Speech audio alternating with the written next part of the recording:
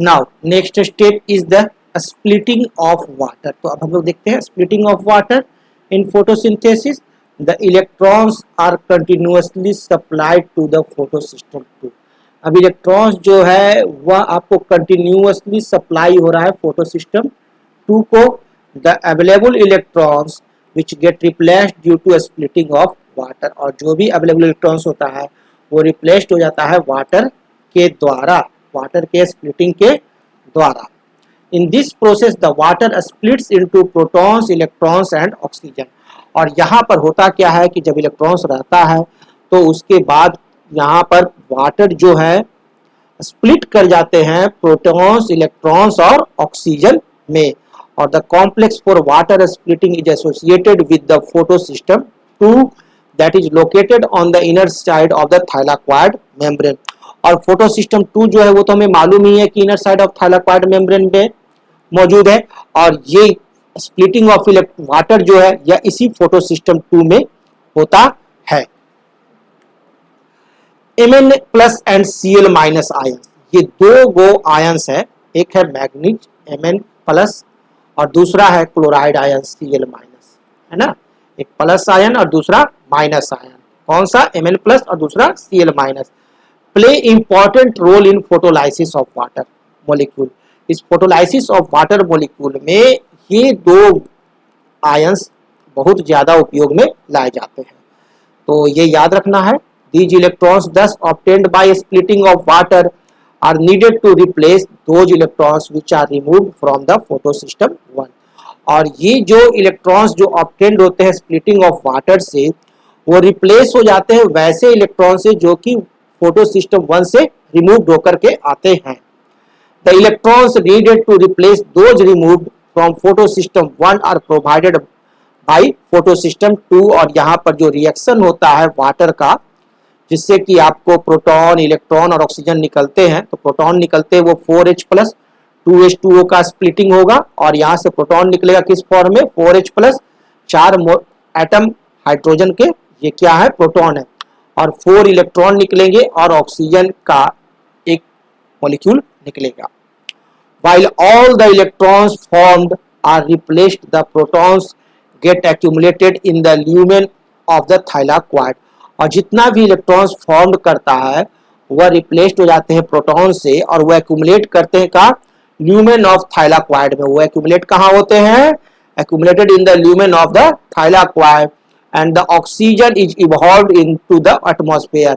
और जो ऑक्सीजन यहाँ पर जो बना गैस वह चला जाता है सीधा एटमॉस्फेयर में, और जो इलेक्ट्रॉन और प्रोटॉन जो है वो एक्यूमुलेट कहाँ हो गए ल्यूमेन ऑफ थाइलाक्वाइड में आगे प्रोसेस के लिए। अब नेक्स्ट जो हम लोग देखने जा रहे हैं वो देख रहे हैं फोटोफॉस्फोराइलेशन। अगला जो स्टेप है आपका फोटोसिंथेसिस का लाइट रिएक्शन का, उसमें है क्या photophosphorylation. Photophosphorylation is the process through which ATP is synthesised. Photophosphorylation एक सिंपल सा प्रोसेस है जिसमें एटीपी का निर्माण होता है, यानी एटीपी सिंथेसाइज्ड होता है। किससे बनता है तो फ्रॉम एडीपी, एडीपी से और एक इनऑर्गेनिक फॉस्फेट पी से। एक एडीपी और इनऑर्गेनिक फॉस्फेट पी से मिल करके बनता है एटीपी। और ये प्रोसेस को क्या कहते हैं photophosphorylation by the cell organelles like mitochondria and chloroplast. दो सेल ऑर्गेनेल्स है माइटोकॉन्ड्रिया और क्लोरोप्लास्ट, इन दोनों के द्वारा। माइटोकॉन्ड्रिया का भी काम है कि एडीपी, ठीक है, एडेनोसिन डाइफॉस्फेट प्लस एक इनऑर्गेनिक फॉस्फेट मिल करके एक हाई एनर्जी मॉलिक्यूल एटीपी का निर्माण करना। और दूसरा किसका काम है क्लोरोप्लास्ट का, ये दो का काम। और हम लोग पढ़ रहे हैं किसको क्लोरोप्लास्ट का काम। When it occurs in the presence of sunlight, जब यह सनलाइट की उपस्थिति में होता है इन chloroplast it is called photophosphorylation. और जब यह फोटोफॉस्फोराइलेशन सनलाइट की उपस्थिति में होता है, जब यह प्रोसेस सनलाइट की उपस्थिति में हो तो उसे हम लोग क्या कहते हैं photophosphorylation. Photophosphorylation in mitochondria is not light dependent. Photophosphorylation जो होता है दो तरह का होता है, एक हो गया फोटोफॉस्फोराइलेशन या हो गया क्लोरोप्लास्ट के द्वारा सनलाइट की उपस्थिति में। लेकिन एक जो प्रोसेस है उसको कहते हैं फॉस्फोराइलेशन। एक तो हो गया फोटोफॉस्फोराइलेशन, दूसरा यहां पर हम लोग क्या देख रहे हैं फॉस्फोराइलेशन। यह फॉस्फोराइलेशन जो है वो माइटोकॉन्ड्रिया में होगा और यह लाइट डिपेंडेंट नहीं होता है, but it uses the energy by oxidation of nutrients. लेकिन न्यूट्रिएंट्स के द्वारा जो एनर्जी प्राप्त होता है उसका यह यूज करता है एटीपी प्रोड्यूस करने के लिए। हेंस इट इज कॉल्ड, इसलिए इसको कहते हैं हम लोग क्या, ऑक्सीडेटिव फॉस्फोराइलेशन। इसीलिए इसका नाम है ऑक्सीडेटिव फॉस्फोराइलेशन। और ऑक्सीडेटिव फॉस्फोराइलेशन कहाँ होता है, माइटोकॉन्ड्रिया में होता है। और कैसे होता है, ऑक्सीडेशन ऑफ न्यूट्रिएंट्स के द्वारा एटीपी प्रोड्यूस करके। ओके, फॉस्फोराइलेशन जो है वह दो प्रकार के होते हैं। कौन सा फॉस्फोराइलेशन, फॉस्फोराइलेशन नहीं, फोटोफॉस्फोराइलेशन। फोटोफॉस्फोराइलेशन टू टाइप्स, कितने प्रकार के, दो प्रकार के। ओके, और ये क्लोरोप्लास्ट में होगा in the presence of sunlight. एक होता है जिसको कहते हैं नॉन साइक्लिक फोटोफॉस्फोराइलेशन और दूसरे को कहते हैं साइक्लिक फोटोफॉस्फोराइलेशन। टू टाइप्स हो गए, non cyclic and cyclic photophosphorylation. तो सबसे पहले हम लोग स्टडी कर लेते हैं नॉन साइक्लिक और साइक्लिक में डिफरेंसेज, उसके बाद इसको देखेंगे ताकि पढ़ने में थोड़ा आसानी हो जाए। Differences between cyclic and non cyclic photophosphorylation. Cyclic photophosphorylation में केवल फोटोसिस्टम 1 इन्वॉल्व होता है, जबकि नॉन साइक्लिक फोटोफॉस्फोराइलेशन में बोथ फोटोसिस्टम 1 एंड पीएस2 दोनों इन्वॉल्व होते हैं। नॉन साइक्लिक नाम का है लेकिन इन्वॉल्व कराता है दोनों को, पीएस1 और पीएस2 यहाँ दोनों इन्वॉल्व होते हैं और यहाँ सिर्फ पीएस1 इन्वॉल्व होता है। तो पीएस1 सिर्फ इन्वॉल्व है, इसलिए P700 is the active reaction centre. और यहाँ पर दोनों इन्वॉल्व तो होते हैं लेकिन यहाँ एक्टिव सेंटर जो है ना P680 है। P680 यहाँ पर एक्टिव रिएक्टिव सेंटर है नॉन साइक्लिक में। साइक्लिक में electrons travel in a cyclic manner, या साइक्लिक मैनर में इलेक्ट्रॉन्स ट्रेवल करेगा, लेकिन नॉन साइक्लिक में electrons travel in a non cyclic manner. Cyclic में electrons revert to photosystem 1। Cyclic में क्या होता है, फोटोसिस्टम 1 पर फिर इलेक्ट्रॉन्स ट्रांसफर होकर के बैक होकर चला आता है। लेकिन नॉन साइक्लिक में electrons from photosystem 1 are accepted by NADP।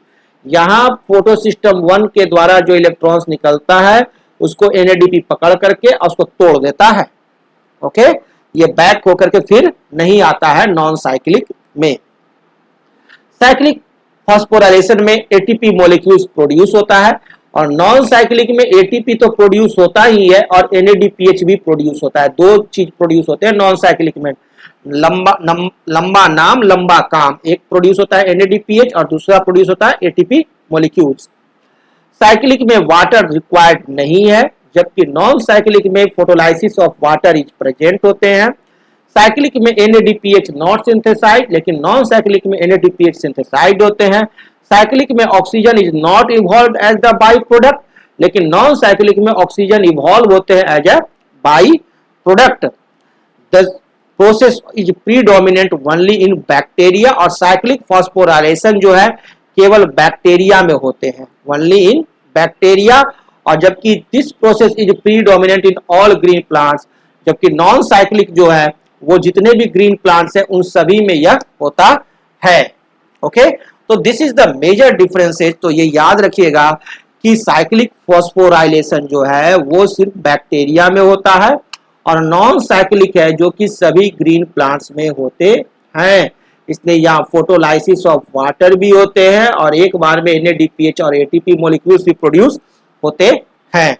Okay, अब हम लोग पहले स्टडी कर लेते हैं किसको, नॉन साइक्लिक फोटोफॉस्फोराइलेशन को, यानी नॉन साइक्लिक यानी मेजर, यानी जो कि ग्रीन प्लांट्स में होते हैं। ग्रीन प्लांट्स में यही होगा। क्या क्या होता है ये तो आप लोग एक नजर देख ही लिए, चलो अब आगे देखते हैं। It is a type of phosphorylation in which both the PS1 and PS2 cooperate in light driven synthesis of ATP। यहाँ PS1 और PS2 दोनों भाग लेता है और during this cycle the electron released from PS2, यहाँ इलेक्ट्रॉन रिलीज होता है किससे, PS2 से, वह doesn't return back to it, वह तुरंत लौट करके वापस नहीं आता है, वो रास्ते में ही उसका टूट फूट हो जाता है।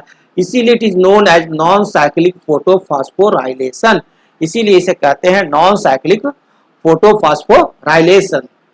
Both NADPH and ATP are form during this reaction, और इस रिएक्शन में हमारे को दोनों चीज बनते हैं, NADPH भी और ATP भी दोनों फॉर्म करते हैं। These are used in light independent reaction, और जो कि यूज्ड होते हैं लाइट इंडिपेंडेंट रिएक्शन में, and are called reducing power, और इसे रिड्यूसिंग पावर भी कहते हैं। देखिए ये है नॉन साइक्लिक फोटोफॉस्फोराइलेशन में जब इलेक्ट्रॉन रिलीज होता है, ठीक है ना, तो वहां क्या होगा, एडीपी आपका एक फॉस्फेट मॉलिक्यूल से मिलकर के एटीपी बनाएगा, और एनएडीपी प्लस जो है वो एनएडीपीएच में ब्रेक कर जाएगा, और इलेक्ट्रॉन्स जो है वो यहीं पर कैप्चर हो जाते हैं।